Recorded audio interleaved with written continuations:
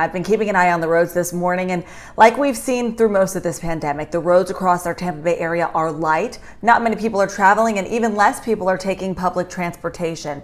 Meanwhile, there are serious cleaning efforts that are underway to make sure that these buses and public transportation agencies across our area are working to make sure everything is clean, but it's time consuming. So here's more on what's being done in our area to clean those buses and a new technology that's said to be effective against the virus that causes COVID-19.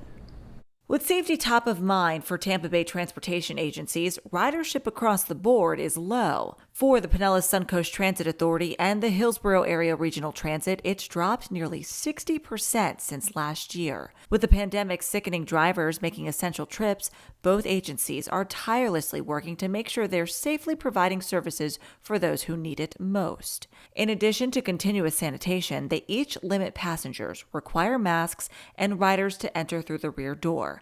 Buses are also equipped with safety shields. What they're not using is a new ultraviolet light technology called far UVC light.